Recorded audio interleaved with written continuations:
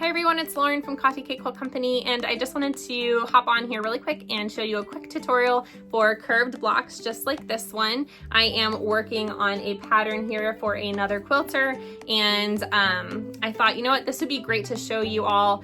This is something that I didn't think I could do until I realized I used to sew garments for like 6 years. And garment sewing, you have to join the shoulder and the sleeve, and this is the exact same process. So lo and behold, I do have this information stored in the back of my brain, and I was able to bring it forward and put these together. So go ahead and stay tuned if you'd like to see the tutorial for this.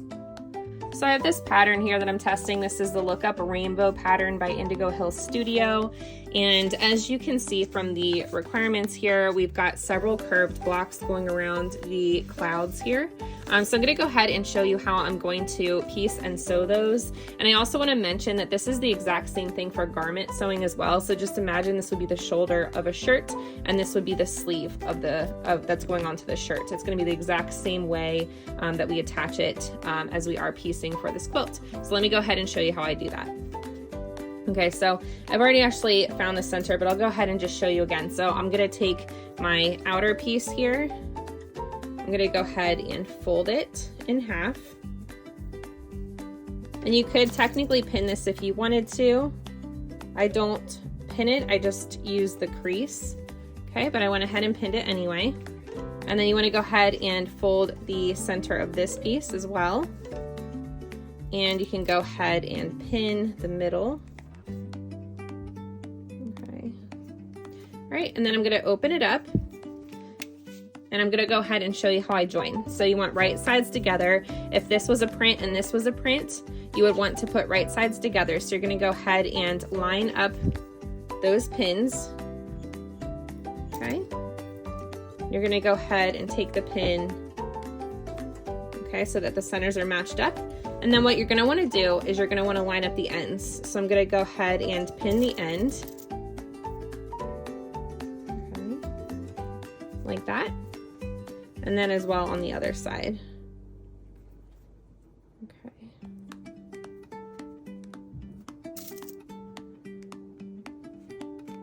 Just like that.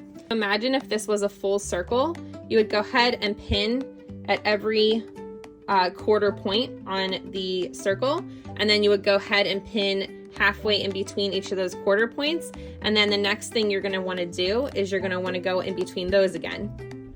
Okay, and so the way I like to do this is, you can see, even though this is a woven, it is cut on the bias, so it has a little bit of stretch and give to it. So you want to go ahead and just pull very slightly and make this even, this fold here. And I go ahead and walk my fingers through to the center in between these two pins, and I'm gonna go ahead and pin. Oops. Like that, okay? And the same thing with this one, just very slightly. I don't want to overstretch. Okay, I'm just going to bring them together like this, walk my fingers over to the middle, and go ahead and pin.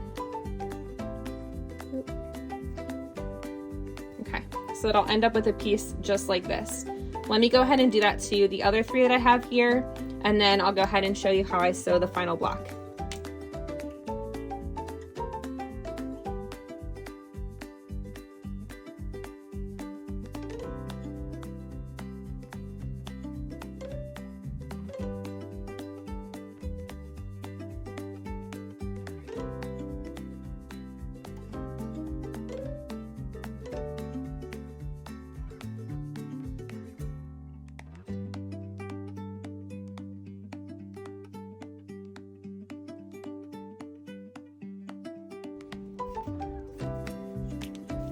I'm gonna go ahead and take these over to my machine and show you how I sew them, but I also wanted to mention as well, don't use clips.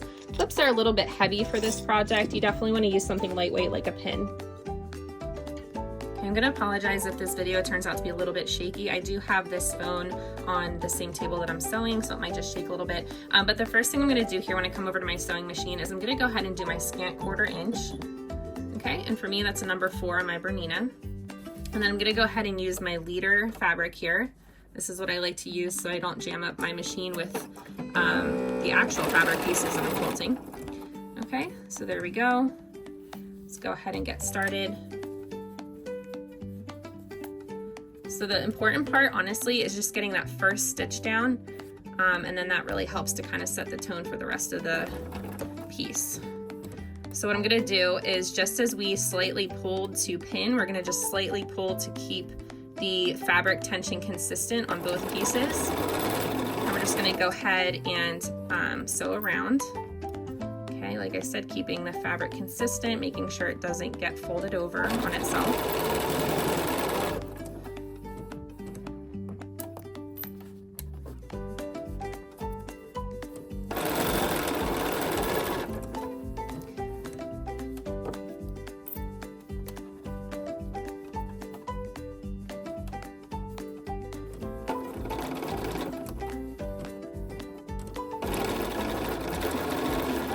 It's totally fine to go slow on this process.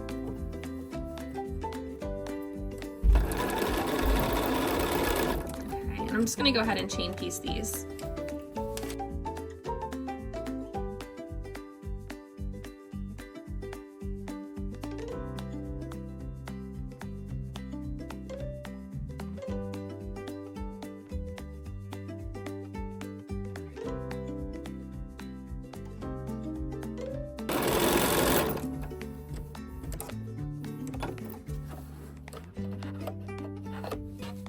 Alright, so we have 1, 2, 3, and 4. I'm gonna go ahead and take these over to my ironing board and iron them up and show you what the finished product looks like. Alright, so I'm gonna go ahead and iron these open. What I like to do is just go ahead and press that seam that I just sewed. And then I like to press open to the dark side. In this instance, because I'm using white, every color is the dark. Okay. I'm not going to worry too much. This one actually is pretty good, but as you can see over here, there's maybe a little bit of excess of the white. But this pattern actually requires me to trim this up to a 5.5 by 5.5 inch square. And so that leaves me about a 1/2 inch to play around with when I go trim this up. So there's my first block.